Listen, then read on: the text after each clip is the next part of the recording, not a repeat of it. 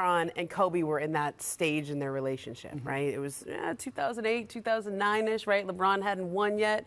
I think I got hired at ESPN in and around the time when the sock puppets were promoting the Lakers and the Cavs on Christmas Day, and it was kind of like... We've tried to forget that. I know, but I never will.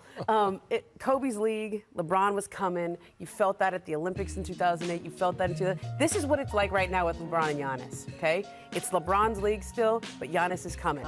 And he hasn't won yet, and he knows he needs to win to be that guy. But LeBron is like, I'm still here. I mean, that's what I feel tonight when I watch these two go out there. No, nobody's as precise with the language of basketball as LeBron. That's right. He's very careful. But he's more than careful, because I don't think he's disingenuous. I think he's just precise. Yes. Like, by the way, let me just throw a gratuitous kiss out there. No one is better post-game than LeBron James. No one. Maybe no one ever. He's the best. He listens to you. He's engaged. He knows what he's saying. And I believe him. I believe that he missed the playoffs last year. Last year was awful in a way.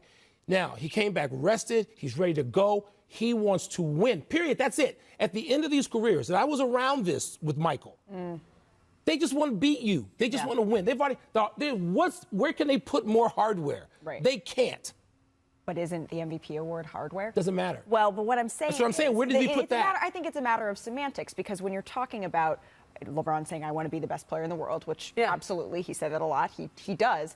When you talk about Michael Jordan, when you talk about these other guys that are in that conversation with him, a lot of folks end up going back to the rings. They end up going back to the awards, because that's the tangible. Not the awards. That's the tangible. Rings. That's the tangible. There's only one tangible. So there is discussions that you can have about who you think is better, but if you're able to say, well, he won more MVP awards, he won more championships, that's tangible. That is tangible. Look, for LeBron at this stage in his career, though, a regular season MVP award, nothing. That's empty calories. It's one tangible. But championship. Empty calories. That's second shelf, okay? Top shelf is the rings. He still wants it. He doesn't want it above all else. Let me just say. For sure. He thinks he should honestly have about 6 or 7. Right. Okay. He thinks he should have won one the year Derrick Rose won it. He thought he got penalized for the decision. He thought he should have won 1 or 2 in Cleveland. He thought he should have won the Finals MVP when Iguodala won it. He thought he should have been the first guy since Jerry West to get it in 2015 on a losing team. Now, he's not going to come out and never say that, because, yes, he wants the Bill Russell trophy when it comes with Larry O'Brien trophy, but he wants it. And the other thing is, this is difficult for him to articulate, but he thinks he should get credit for what he does off the court, like bringing the teams together, rallying them. He does. But he won't because you look at Giannis's stats, what the Bucks have gone through. Oh, no, not in the MVP discussion. You don't get credit for it. You don't get that. That's the community system. You know what LeBron gets credit for? And I cede to you on all these insights with LeBron because you've known him for forever, both of you. But LeBron gets credit for this in a way that no one gets credit for anything. LeBron gets credit for being the conscience of the league, not the face. To hell with the face of the league. You can't control that anyway. LeBron's the conscience of this league. Well, he gets credit for that. And he wants that. And he should get it. And he wants the MVP. Those bonus points should apply to the MVP vote. He would never say it, but trust me, he does. I agree with you. The Lakers finalized the deal with Dion Waiters for their 15th man. LA's been looking to add a scoring guard off the bench. He only played in 3 games for the Heat this season. Ramona, do you think Dion can make a major difference for the Lakers? Major difference, no. But can he win you a quarter? Can he win you a game? Yes. He has that eruptability, okay? That heat check kind of quality. And eruptability. I was going to say disruptability to his own team. Well, that's the scale. Okay. But I just a couple of weeks ago, I was in Miami. He had been exiled on Waiters Island for most of the season, but they had so many injuries he had to play. He was on a boat off Waiters Island. Yeah, I know. Bring him back in. That's right. And he almost beat the Clippers himself. Okay, he comes off the bench with Waiters. Whoa, Dion Waiters, and he was great. And so, he can still do that. And I think the Lakers spent a lot of time with him. That's why they He can, but if he has to, the Lakers are in trouble. For sure. If the Lakers have to go to the pen to get Dion Waiters in any significant way, then they're in trouble. Right. I mean, I understand that. Look, there could be injuries. There are reasons you could need to call on someone, but. Difference in the playoffs? A quarter, a game? It could be a quarter, it could be a game. But it's not like, Marc Gasol going to Toronto. Like, that was like a... Right. That's major. That's a great so when you say major difference. difference, that makes a major difference. This is like It could be something. They worked out other guys. They didn't have to sign him. He's like their 14th choice. They tried to bring in everybody else in North America. 15th man, 14th choice. They went to the Premier League looking for people before they brought in Dion Waiters. Guys, the Premier League are too. GMs picked the Lakers to win the title again, which is not an unusual pick, but it's interesting that only the 2018 and 2019 Warriors had more consensus than that. It is a window into how dominant other teams consider the Lakers right now. The GMs also picked Giannis to be the MVP, which trends against, actually, what most media surveys have said. James Harden beat out LeBron for, quote, player who forces opposing coaches to make the most adjustments. Chris Paul won out over Drew Holiday as the player switching teams who would have the biggest impact.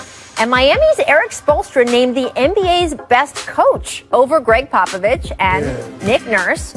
And then this is interesting. The GMs still consider Steph Curry the best point guard in the NBA, but by a lot less. He only got 30% of the vote this year compared to 90% of the vote the year before. Damian Lillard finished second to him this year. Paul, if you had to pick one guy, you cannot hedge here. You have to vote for one guy like the GMs did. Who were you picking? Originally, I said Luka Doncic, but if LeBron's the best player and he played point guard, how is he not the best point guard in the league? He led the league in assists. I mean, won the finals. I forgot LeBron just went to point guard, by the way, and he's clearly the best point guard in the league. Okay, this survey's skewed here. Let me just first say this. What do you mean skewed? It's skewed is in the sense of like, you just can't just add the best player in the game, the finals MVP that led the league in assists, like, and then say he's 11%. So like, are they considering him a real point guard, or they're just saying? I mean, that doesn't even make sense. He was available in the point guard spot for the All-Star game and All-NBA this year. But if he's the best player on this list, but they're talking about when he plays, this is stupid. He's the fifth point. This is stupid. Point guard. This is dumb. Hey, this is like the year Bill Russell won MVP and wasn't even in the first team All-NBA. Oh, yeah, that's the type of still like, wait. I know this is not a LeBron James, like, this is not, we're not like talking about that. We're just like, it doesn't make sense. I get it. And like Steph Curry, and I said it on the broadcast, like Steph Curry has to reclaim his title as the best point guard. Like when LeBron James got hurt and Kawhi. You just want Warriors fans. No, they hate me anyway, so who gives a damn? But this is what I'm saying. When Bron got hurt and Kawhi won the championship and won the finals MVP, they were like, Kawhi's the best player on the planet. Giannis just won the MVP. Bron is probably the third or fourth. You have to show up every single year. Now, he might be the greatest shooter ever, right? Like he will go down as that, but you have to reclaim your title every single year. Yeah. And Dame Lillard did some things last year from that point guard spot. This is just like boxing. When you don't fight for a year, you get stripped of your title, and you got to go back and fight for it again. Thank you. It's the same difference. Now, we know how amazing Steph Curry is, Dame Lillard, they're amazing, but you got to reclaim that. Dame Lillard has some phenomenal games. But if LeBron is a point guard, he has to be the best point guard. Yeah, led the league in assists. Oh, whatever. Who cares? GM survey, always fun.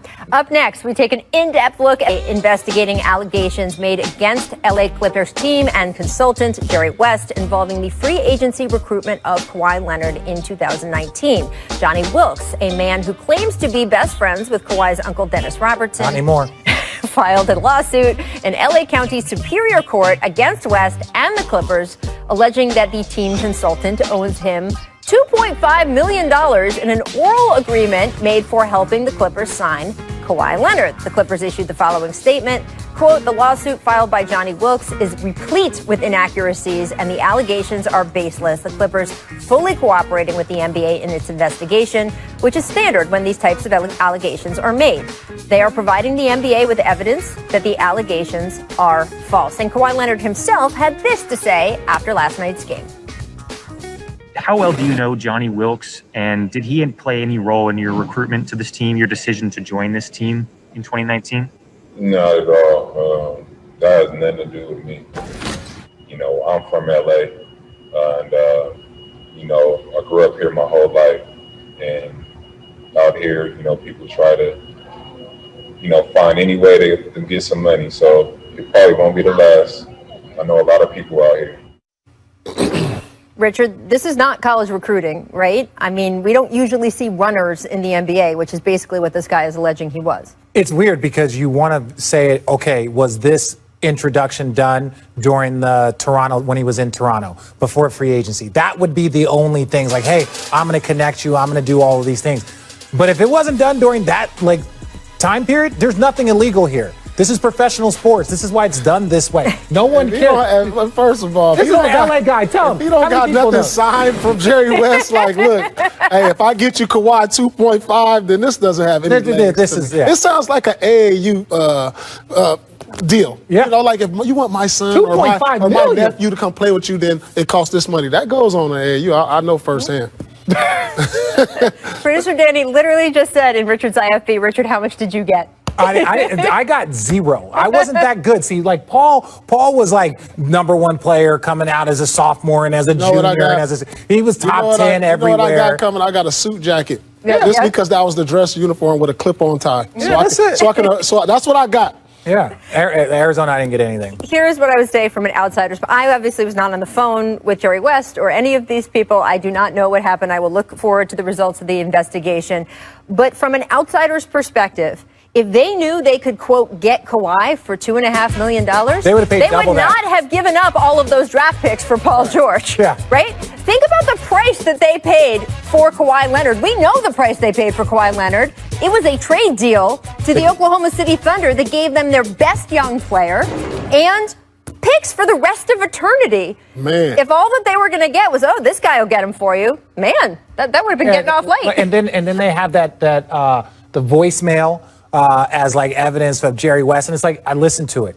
There's nothing there. It's saying, hey, thank you, like we appreciate it, and he might have said a comment about the Lakers, which was true at the time, right? I'm not going to repeat, the show that he was saying that the Lakers were, which was true, but there was nothing in that voicemail. So it's like, here's evidence of like him calling me and saying thank you. That's not evidence of $2.5 million, and so maybe there's more out there. Let me ask you. So let's just say there's some legs to this, and he's right on what he's saying.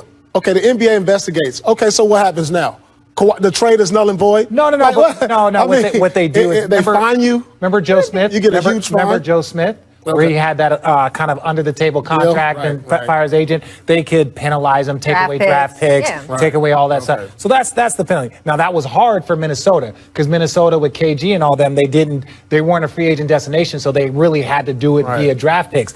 The Clippers, if they were to lose a couple of draft picks, and it would probably be after the draft picks that they were that the OKC got. So it really put them back like 5 or 6 years with draft picks, which could be detrimental. It is funny to see this phone call paraded around because it doesn't actually prove the allegations involved, but also it's sort of holding up like, oh, look what Jerry West said about the Lakers. Well, Jerry West's split from the Lakers is very well documented and well publicized. And he wasn't lying. He wasn't lying at the time. That is something. That is a matter of opinion. But I will just say that there's no scandal in the fact that Jerry West doesn't have the nicest thing to say about the Lakers these days. That is, again, a split that's been